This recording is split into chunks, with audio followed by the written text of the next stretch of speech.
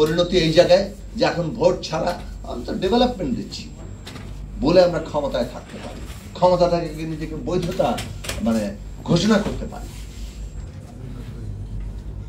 এবং দেশের একদল লোক মনে করে যে এইভাবে ক্ষমতা রেখে দিয়ে তো আমরা ভালো আছি।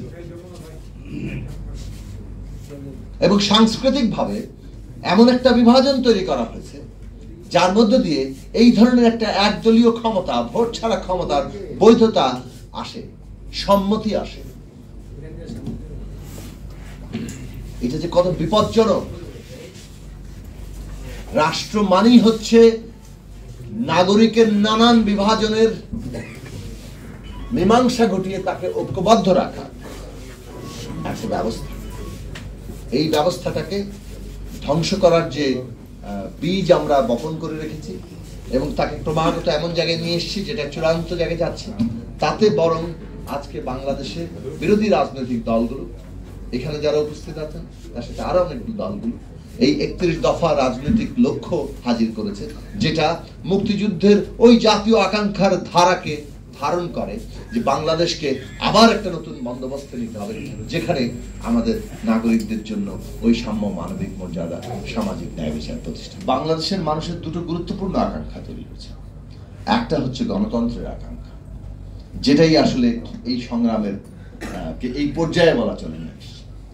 মানুষের ভোটের অধিকার প্রতিষ্ঠা করা, মানুষ একটা সরকার নির্বাচিত করবে এবং তারা রাষ্ট্র পরিচালনা করবে, এবং তার মধ্যে সকল অংশের মানুষ তো একটা সর্বনাম, কিন্তু এই ক্যাটাগরির মধ্যে নাগরিকদের যে নানান অংশ থাকে, সেটা জাতিগতভাবে, ধর্মীয় দিক থেকে, লিঙ্গীয় পরিচয়ের দিক থেকে নানাভাবে তার মধ্যে পার্থক্য থাকে, শ্রেণীগত পার্থক্য জায়গা থাকে।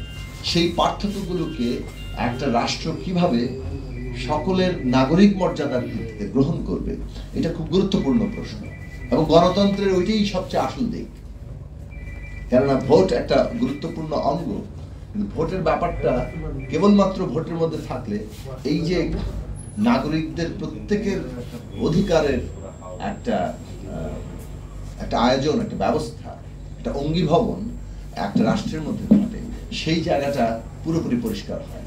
ফলে ভোট এক্সটেন্ডেড হয়, আসলে ভোট সত্যিকার ভোট হয়ে ওঠে যখন একটা রাষ্ট্র এই সকল অংশের নাগরিকের, সেটা শ্রেণীগত, জাতিগত, ধর্মীয় কিংবা লিঙ্গীয় পার্থক্যের ভিত্তিতে নাগরিকদের যে বিভাজন থাকে, সেই বিভাজনের সেই বিভাজনটাকে যখন রাষ্ট্র ধারণ করতে পারে, সেই জায়গা থেকে আমাদের একটা রাষ্ট্রকে আমরা গণতান্ত্রিক বলতে পারি। বাংলাদেশের স্বাধীনতা সংগ্রাম গণতান্ত্রিক চেতনার জায়গা থেকে এই পর্যায়ে উন্নীত হয়েছে, এবং এইটাকে আরেকটু সম্প্রসারিত যদি আমরা ধরি যে নাগরিকদের মধ্যে সুযোগের সমতা সৃষ্টি করা, সাম্য তৈরি করা, এইটার সংগ্রাম কিন্তু অত্যন্ত শক্তিশালী ভাবে উপস্থিত ছিল। বলা চলে মানুষের মধ্যে সমতার প্রতিষ্ঠার যে লড়াই, তার জন্য যে রাজনৈতিক, অর্থনৈতিক যে চিন্তা কিংবা রাষ্ট্রকল্পনা, সেটাও একই সাথে আমাদের স্বাধীনতা সংগ্রামের প্রেক্ষাপটে আমাদের দিকে একটা গুরুত্বপূর্ণ রাজনৈতিক স্রোতধারা ছিল।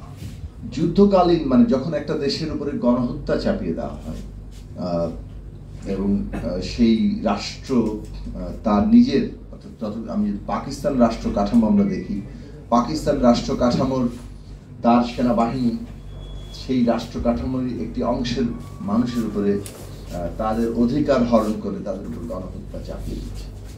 ওইটা রাষ্ট্র তার নিজের টিকে থাকার ভিত্তিটা নিজেই ধ্বংস করেছে, এবং সেটার বিরুদ্ধে লড়াই করে একটা বিজয় আনা এবং একটা নতুন রাষ্ট্র গঠন করা, সেটা তখন একটা যাকে বলে স্বাভাবিক অস্তিত্বগত অধিকারে পরিণত হয়েছে। মানুষের যাকে বলে ন্যাচারাল রাইটস, সেই একেবারে প্রাকৃতিক অধিকারের প্রশ্ন হিসেবে দাঁড়িয়েছে, কেননা রাষ্ট্রশক্তি নিজেই তার জনগোষ্ঠীর উপরে একটা ভয়ঙ্কর গণহত্যা চাপিয়ে দিয়েছিল।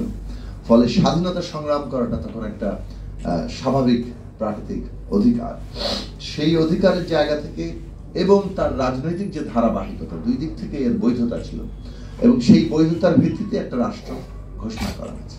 পাকিস্তানি রাষ্ট্র কাঠামো থেকে একটা জাতিগত কিংবা জনগোষ্ঠীর আত্মনিয়ন্ত্রণ বলেন তার অধিকার মর্যাদার প্রশ্ন বলেন, সেটা প্রতিষ্ঠার যেমন জাতীয়তাবাদী ধারা তৈরি হয়েছে, কিন্তু আরো এক্সটেন্ডেড হয়ে সমস্ত নাগরিকের যে সুযোগের সমতা সৃষ্টি করা, সাম্য সৃষ্টি করা, তার রাষ্ট্র কল্পনা কিন্তু এই রাজনৈতিক সংগ্রামের মধ্যে ছিল। এবং 1971 সালের প্রেক্ষাপটটা এই দুই স্রোতই তৈরি করেছে, জমিনটা পুরো দুই স্রোতই তৈরি করেছে। 1970 সালের নির্বাচনে কৌশলগত প্রশ্নে আওয়ামী লীগ অংশ নিয়েছিল, জাতীয়তাবাদী ধারাটি অংশ নিয়েছিল, অন্য যারা সেই সময় সমাজতান্ত্রিক রাজনীতি করত, সমতার রাজনীতির জায়গা থেকে ধারা, যারা 71 সালের এই প্রেক্ষাপট তৈরিতে গুরুত্বপূর্ণ ভূমিকা রাখছেন, তারা 70 সালের নির্বাচনে অংশ নেন।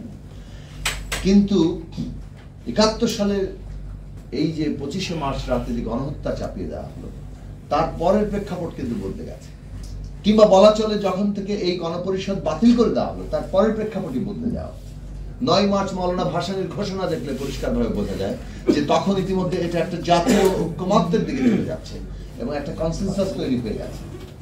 এবং তারপরে 25 তারিখের এই গণহত্যার পরে এই দেশে পাকিস্তান রাষ্ট্র কাঠামোর মধ্যে যে প্রতিষ্ঠানগুলো কাজ করছে, সেনাবাহিনী, ইপিআর, পুলিশ, তারা যখন বিদ্রোহ ঘোষণা করছে, সেটা খুবই গুরুত্বপূর্ণ একটা ঘটনা।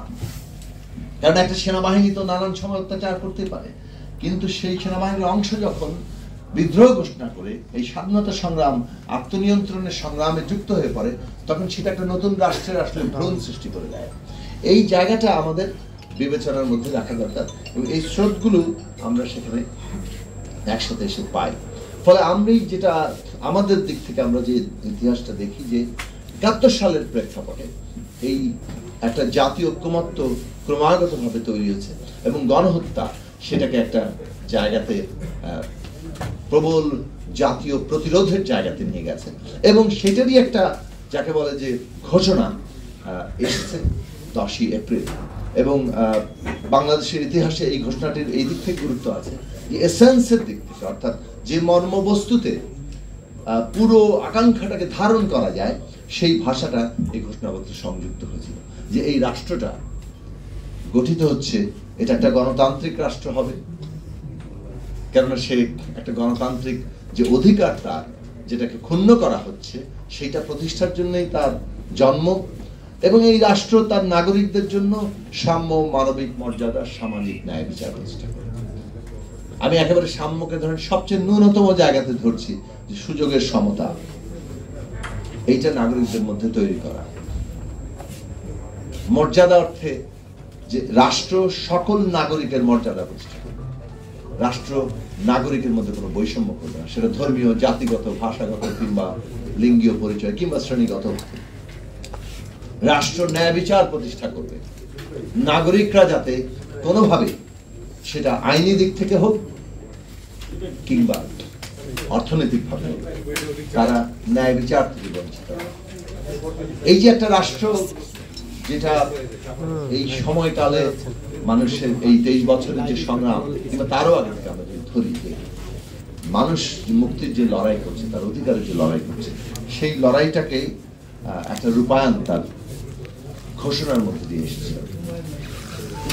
বাংলাদেশ রাষ্ট্র পরবর্তীকালে না এই ঘোষণা, না এই দিবস, না এই এমনকি নেতৃত্ব কাউকে খুব বেশি মর্যাদার জায়গায় রাখে। সেটা রাষ্ট্রের তার নিজের এই ঘোষণা কিংবা প্রতিশ্রুতি থেকে সরে যাওয়ার একটা লক্ষণ। যে মাত্রায় তারা সরেছে সেই মাত্রায় ওই প্রেক্ষাপটটাও আসলে অগুরুত্বপূর্ণ হয়ে গেছে।